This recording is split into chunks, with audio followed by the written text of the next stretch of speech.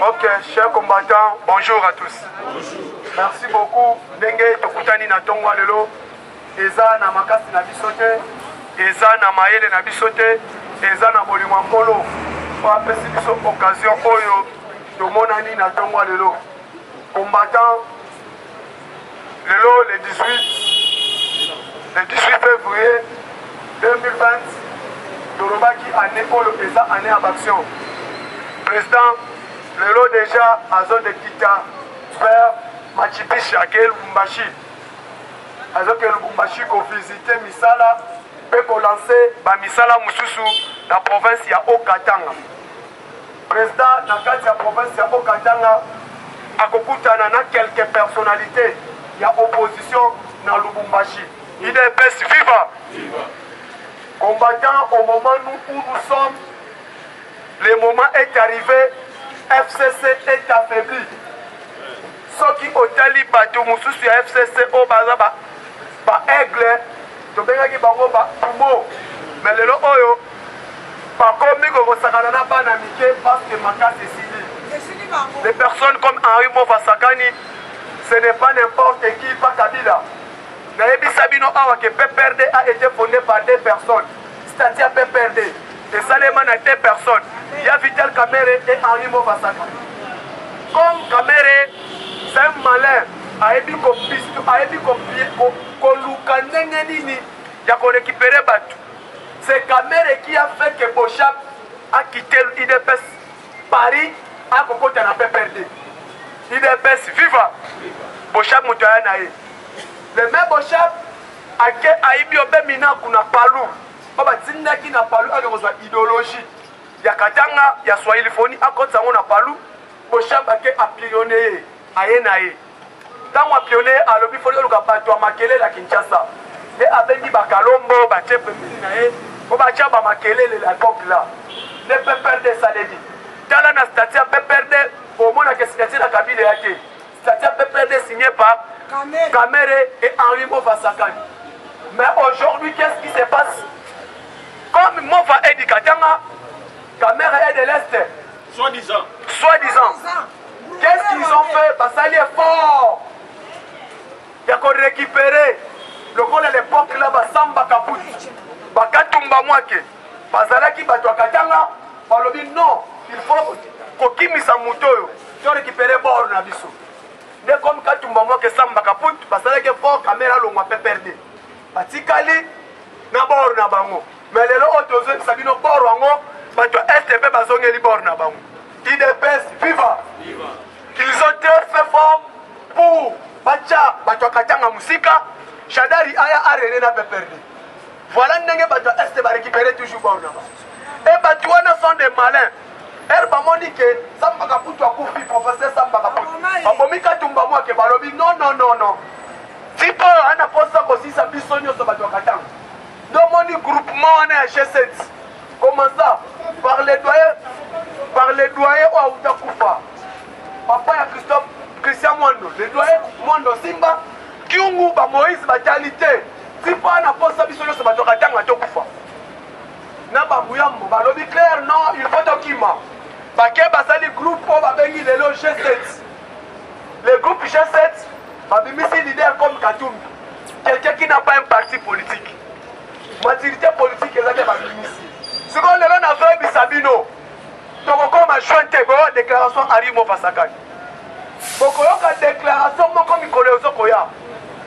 Il y a Pessimino Défi, il y a Michel Bongongo, il y a Basile Olongo, il y a Henri Mofasakani, Baza Ebele, Bokoyoka Bango Batouana Bakosa la déclaration contre FCC. Contre FCC. Parce que l'Obi n'a pas quelque part. Il y a moins de monde que papa n'a pas marché à ma télé, que sur la gueule de téléphone, pas côté IDPS. À député. N'est-ce pas dans ça là? Depuis c'est posé mon appart. Faut prendre la part parce que IDPS et à tes collègues le lobby dans mon équipe. Il faut soit partir n'a pas. Le président réunion, il n'a pas musique. Ouais, Benami retour à la cellule place de Rekitaka. Nebits. Batouana, Fongongo, Basile, ça on a dit déclaration Basile. Basile à lobby. soki nakomi proche ya chef de l'état 45 jours nakolakisa mokonzi ya mboka esika bakundi mbongo na mboka 45 milliards akorécupere yango en facile soki Basile alobi bongo boyebake bakongolais oyo baa na PPRD na FCC baza susu mpe pourquoi lelo oyo Caleb Moutombe oyo bayebisaka biso soi-disant il est du Haut-Katanga lelo aza arrêté parce que soki bayebi so kobima mboka te oza arrêté kopusana na aéroport te oza arrêté kokutana na bapays frontalier te oza arrêté UDPS viva bonandi na voie de l'Amérique ndenge le bâtonnier Muyambo alobi clair dossier oyo ezokende na parquet près de la cour de cassation pour na Caleb il faut pas récupérer parce que Caleb apesalaka soki bakangi prisonnier atortiraka bango moyen kutu donc omona ye eza te bandeko na ye Caleb atortira ye fort Chekoko abe alobi Caleb atortira ye fort même Madio Mindongala sikozwa dossier ya bato wana nyonso baza koconstitue yango ndenge nini bakokumba yango na parquet près de la cour de cassation or eza première oyo eza touche bazotalisa na nouveau procureur général oyo bakoti combattant Caleb bolandi batune nde baleki balobi Caleb ono nga na tikala kotortire bato te eza bato basalaka kuna mais or c'est Caleb qui faisait ça parce que Caleb azalaki na baprison oyo babengi baprison clandestin oyo ye akreaki ya ye donc Caleb atia bato na prison na kati ya ndako na ye soki jour wana na baswani na mwasi na ye na butu kanda aye kopeka yo prisonnier c'est ça Caleb sikoyo lelo oyo aza en résidence surveillée combattant tokokota na bapolémique te oyo ezokosatma mikolo en politique congolaise bomoni aner ya Kabila bazwaka eloko moko baboki yango mpona kodisere population soki eloko moko elingi osale Kabila bayebisi ye papite pam tu dois libérer le pays c'est toi qui bloque le développement de ce pays Kabila lobby, hein? C'est moi. Oui, il y a des gens bloqués avec classe politique au FCC. Kabila a choisi d'autres.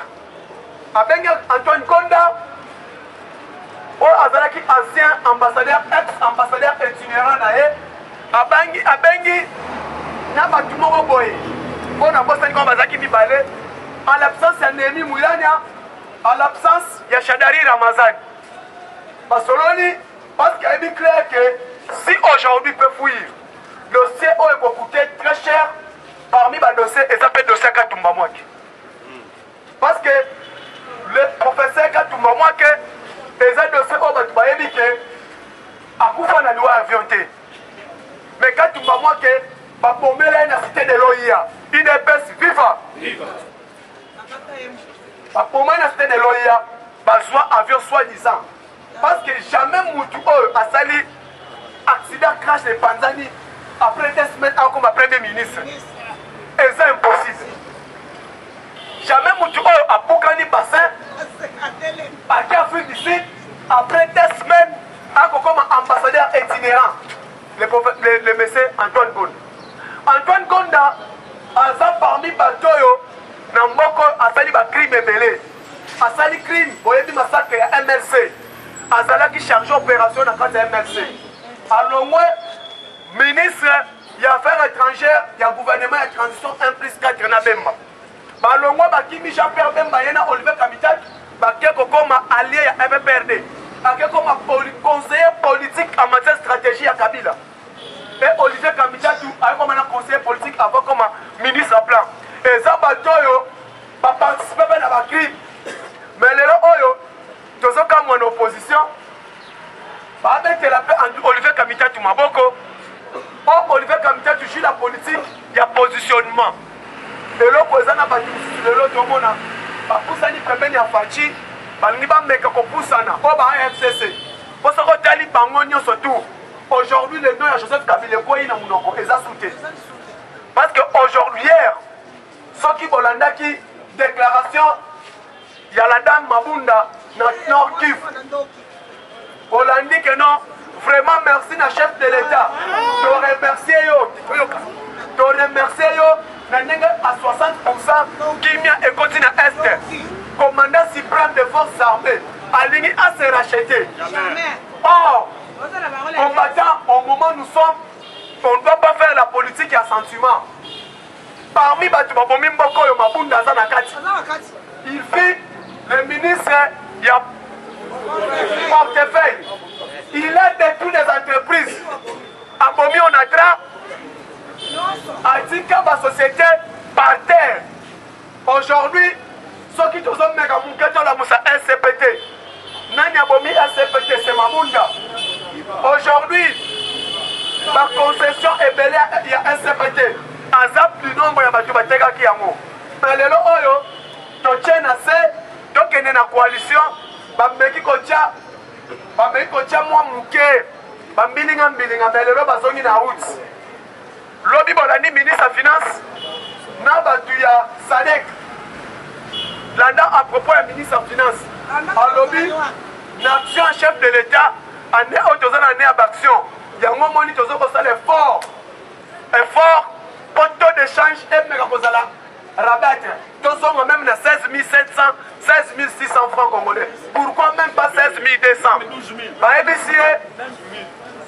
positionnement Ezali, ce qui font une fois. Parce que Bato Sadek Wana, comment fonctionne, comment l'une des chaînes de dépenses, il y a bon, il y a l'État et fonctionne. Par rapport à Congo, par rapport au système international. Combattant ce côté n'importe où Kabila dirigé, pour moi, on a besoin sur le terrain. Or, Mboka, mon entier fonctionne là, rapport au côté. Et ça, quand moi, que non, moi, autant sur le terrain, pour un fonctionnement. Mais biso awa ezalaki talambon webele. Yango moni bateau Airbakei et meki moi muka ko bouger balance économique. Par rapport ndenge on a obimisa la mbongo. Ezalaki ebele. Moi mona 75 milliards de francs congolais na balabala. Or même États-Unis, même France, ezana coulage au benaka chaîne de dépenses et comment maximiser les recettes. Le moment où on pardon, les gens disent Mbongo ezate, Mbongo ezomona na te. Okotuna mutu wana Mbongo emona te osala musalani. Suis biloko emati. Oui, voilà te constater un panier de ménage et ça cher. Mais ça n'engage que le ministre de l'économie nationale aille va travailler en positionnement dans le ministère de la Finance. Parce que l'entreprise il y a régie financière net ba DGDA. Aujourd'hui l'entreprise a combien extérieur net ba OCC. L'entreprise voilà faut battre là niveau de taxation na bango ya biloko à douane. Faut qu'on abattre yango. Et puis oyebi que bato yo basala qui est fort comment Félix doit échouer. But ya FCC zalaki ya moi. Ba comprenez qui si Fachi échoue FCC doit échouer. Parce que tu es dans la coalition. Ceux qui puissent échouer, ce n'est pas Félix échoue, mais il y a bien famille Félix les assous de l'État. Mais Congolais sont le banni, à cause de l'autre côté. Il y a cause de l'autre côté. Mais si on commis président de la République, combattant, les gens doivent mettre ça dans leur tête que non. Qu'on passe à Moutoumanda il y a 5 ans, aussi plus il y a 5 ans, il y a vu. Donc, Fatih n'a pas aussi mis 5 ans à vivre. N'a pas vivre. Donc, tu peux créer par polémique parce que on a une tendance politique à la bouca. Que non, on a une tendance politique à la cash. Que nous, ces arbres à impunité, on doit les supporter. Objectif n'a pas Félix a échoué. Na FCC. Or, échec qui a Félix, et échec qui a peuple congolais. Échec qui a Félix, et ça échec qui a Nanayo. Pour constater ce que Félix a échoué, l'objet d'un moment de son âge à 20 ans. Jamais. Donc on doit prier et fort, mandat au est à la réussite. Comment FCC a ligné? FCC a comprendre. Ce qui Félix a réussi quelqu'un à 5 ans. Bango, 18 ans à Bango, on va échouer. Peuple.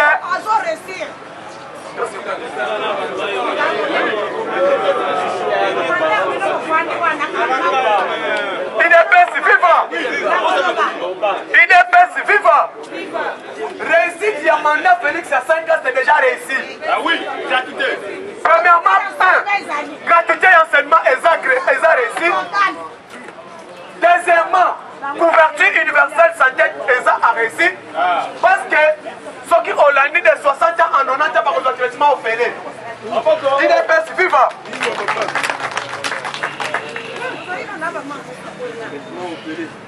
Couverture universelle de santé, ils ont réussi. Deuxièmement, 60% déjà la guerre à Est, ils ont acquis. Troisièmement, virus Ebola, ils ont déjà stoppé. IDPS viva! Ils allaient qui vivent au Kabila pendant 20 ans. En 2018, Fati a fait ça dans moins d'une année. Combattant, et l'autre côté, quand il prend un biseau, panier de ménage peut avoir revoir à moi. Panier de ménage à revoir à moi. Dès qu'il y a un panier de ménage, quelques routes, on pète un mot sous. Dès que aussi là, parce que Fati a eu la banque à la banque, 2020 total la banque à l'action. Ce qui demande, ça ne tient pas dans le choix de remandement au gouvernement. Pour remander au gouvernement, le gouvernement va travailler. On va travailler, mais tu as gagné de Tchèna Makala. IDPS viva. Comme ça, on va comprendre. Parce que le ministre, jamais qu'on dit que 5 ans. Assis sa mandat, comme un milliardaire. Oui, mais le FCC, Kanisaki, mais l'autre hôtel Sylvestre Ilunga, il a compris que non, le pire arrive. Pour Yemoko Asa incline le dossier Kalef. C'est son directeur de cabinet qui a délivré passeport diplomatique et pas Kalef Mouton. Parce qu'il a écrit, soi-disant conseiller, premier ministre, pendant que le cabinet n'a pas réformé, le chef de l'État. Ne place Azana touche, Ilunga. Il faut y avoir. Dès que Kalef, pour Mouyamba, le dit que Tina Souka, mais on n'a pas compte à prison. Si quand un combattant y est bien, aujourd'hui, si toute palais diplomatique pour les gens dans le monde, Bahalo Baclair, Félix, Azo réussi. Et si quand il touche mon corps, Fassimba, qu'on réforme l'armée dans la police. Parce que l'armée congolaise, dans la police congolaise, elles ont instruité. Combattant, au moins la police à Kangi Moutuka, Nanzela. Mais c'est mauvais stationnement. À Kangi, à quoi il y a radio solo là. Pour solo Liboye, ambition amende 100 000. Combattant, policier à Komi Bank. On a tenu la police, Mbango ko fandate. IDPS viva. Et là, on a tenu à Munganga, Puluso Munganga. So ba monya on Mbango na poche fo bakanga yo. Ozuli Mbango wana wapi. Policier a saigné amende 100 000. Congolais, quand nous ne sommes pas instruits, on reçoit 100 000 au foot pas policier. Or, ceux qui combattent policiers à l'élection mauvais stationnement, la qui s'en a papier, il y a des gens qui y a des manques. À la question, on dit que ok, c'est là que nous fout dans la banque. IDPS viva. Combattant, il faut comme une maturité. Parce que ton ligne Fati a réussi. Tu as besoin d'atteindre le budget 11 milliards. Mais comment écouler les recettes et les d'autres faut pas combattre aux autres contribuer n'a pas de valeur. Yo qu'on soit 100 000 francs chauffeurs au foutu pas policier. Est-ce qu'il y a une somme de comme à la banque? Or, les lots oyo, ceux qui ont été gérés, au commandant, compte et bien mis à la police. On va foutre la cabamande. Aucun a été géré, on dit que non, papa est, aucun a sali infraction, d'accord, n'a tiqué le Moutouka, c'est là que vous foutez un bon à la banque. Police, on va comprendre le Dimideko. Parce que les gens ont service, on fait comme ça, on a caisse d'État, les gens service à la police. Quand la police, on a Kolobanine, les gars qui sont 400 000, bah, vous avez sauté. Tous nos policiers, on a yo au compte Saka, combien de caisse d'État? Combattant, au moment dans la zone Sabino, il faut y avoir Mibe Komboka, Nengezo Tambola. Jamais au Kofu Tambongo, policier à Kanyon à Souciat, à Ebisioni, après qu'on s'ambisayo, on a amende 15 000. Yebisanga, ok, je vais aller payer à la banque. IDPS, viva. Je vais aller payer à la banque. Police doit comprendre, on ne dit pas Ebimibeko. Il y a un moment où il va commander belé à la police, par l'ingénieur dégéré, à sensibiliser partout, bailler droit na bango que fout à mon banque. Aujourd'hui, ce qui est un compte, c'est des Gérard. Au coût de compte, c'est la police. Oh, c'est réservé. Pas foutre un mot, on a compte. Mais le cas, la biso, deux hommes ignorants. Peuple congolais, aïe, bakana été. Au monage moto, cycliste, c'est pas tel lycée. Bakangé, papa 20 000 francs. Aujourd'hui, au foutier. Elle m'a compris, le gars, bango, trois bakabol, 6 000, 6 000, bâché la caisse, la poche na bango. Voilà, n'engani di bazo yiba l'État. La police, ils ont yiba l'État makasi. Yango tolo baboye. Ceux qui ont tellement même dans les kangeli à Batou, tracasserie. Là, tu sais, on a vu son Gilbert comme qu'on a un grand travail à faire. Les autres, c'est là. Tela et kangeli à Batou. On va dire que nous avons télé, mais on va vous faire policier à 20 à Kangio. À Bissonine, nous sommes connus. On a dit que si on a pour banga, on peut s'en 20 000 francs. Et ça, escroquerie. Donc, la police, il y a un moment, l'Union européenne était si fatiguée. Il doit réformer la police. Parce que Kabila a recruté des Koulouna. A recruté Koulouna. Eshima, votre magazine qui bat au rythme de l'actualité. Une réponse à vos besoins en information, un éclairage dans divers domaines. Impartial, documenté, instructif. Eshima au cœur de l'info. Retrouvez la nouvelle édition. Exclusivité. Sakumbi Molendo, le réformiste qui vient stopper l'hémorragie, suspension des fonctionnaires peu intègre, numérisation des titres fonciers et climat de confiance avec les collaborateurs, le nouveau gestionnaire des terres congolaises fixe les nouvelles règles de jeu. Focus, Lambert Mindi, Omalanga, le souverainisme comme un dogme. Redressement délaissé, Tomaluaka Losenjola, l'homme de la situation. Dossier Eshima, fini les vacances, vive les rentrées. De la politique au judiciaire, en passant par les scolaires, les derniers trimestres de l'année 2019 en RDC est décoiffant. Économie, BCC, un cadre des rétrocommissions et détournements à passer au peine fin. Découverte, Claude Ibalanki et Colomba, les coordonnateurs du MNS au centre de l'action de Félix Tshisekedi dans le Grand Lac. Les dialogues et pourparlers en RDC qu'en tire le peuple. Tubaou, la clé de la mythologie kassaïenne.